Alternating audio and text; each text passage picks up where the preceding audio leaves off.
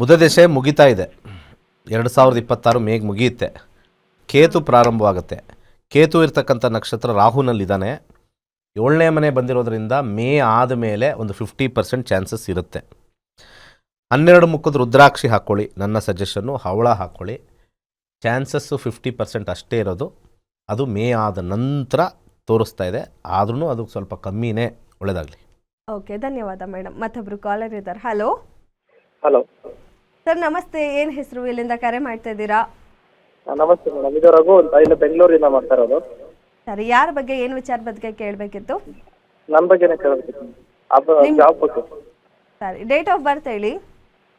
2 May 1998. Okay, ಹುಟ್ಟಿದ ಸಮಯ? Morning 5:56 Bengaluru. Okay, ಏನು ಪ್ರಶ್ನೆ ಇದೆ ಕೇಳಿ ಸರ್, ಗುರುಜಿ ಇದ್ದಾರೆ, ಮಾತಾಡಿ.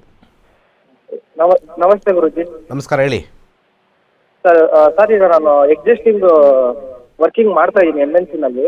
ಡಿಪ್ಲೊಮಾ ಮೆಕ್ಯಾನಿಕಲ್ ಆಗೈತೆ. ನಾನು ಹೊರಗಡೆ ಅಬ್ರಾಡ್ಗೆ ಜಾಬ್ಗೆ ಅನ್ಕೊಂಡಿದ್ದೀನಿ. ಅದಾಗುತ್ತಾ ಅಂದ್ರೆ ಯೋಗ ಇದೆಯಾ ಅಂತ? ಸರಿ, ಬುಧ ದಶೆ ಶುಕ್ರ ಭುಕ್ತಿ ನಡೀತಾ ಇದೆ.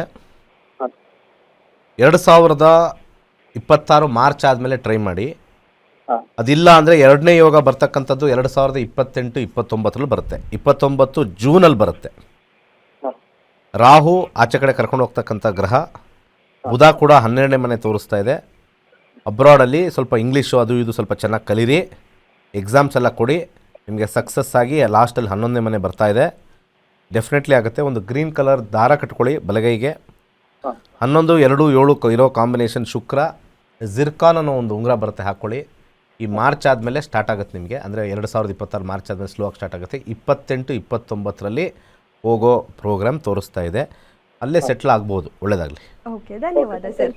ಮತ್ತೊಬ್ರು ಕಾಲರ್ ಇದ್ದಾರೆ. ಹಲೋ ಹಲೋ ಸರ್, ನಮಸ್ತೆ. ಏನು ಹೆಸರು, ಎಲ್ಲಿಂದ ಕರೆ ಮಾಡ್ತಾ ಇದ್ದೀರಾ? ಮೇಡಮ್, ಸಿದ್ದು ಅಂತೇಳಿ ಹುಬ್ಳಿಯಿಂದ.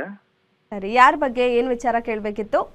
ನನ್ನ ಬಗ್ಗೆ ಕೇಳಬೇಕಾಗಿತ್ತು ಮೇಡಮ್, ಬಿಸ್ನೆಸ್ ಮಾಡಬೇಕು ಬೇಡ ಅಂತೇಳಿ. ಓಕೆ, ಡೇಟ್ ಆಫ್ ಬರ್ತ್ ಹೇಳಿ ಸರ್ ನಿಮ್ಮದು. 20 ಮಾರ್ಚ್ 1998. ಓಕೆ, ಹುಟ್ಟಿದ ಸಮಯ? 10:27 ಬೆಳಿಗ್ಗೆ. ಹುಟ್ಟಿದೂರು? ಹುಬ್ಳಿ ಮೇಡಮ್. ಓಕೆ ಸರ್, ಏನು ಪ್ರಶ್ನೆ ಇದೆ ಕೇಳಿ, ಗುರುಜಿ ಇದ್ದಾರೆ, ಮಾತಾಡಿ. ಗುರುಜಿ ನಮಸ್ತೆ.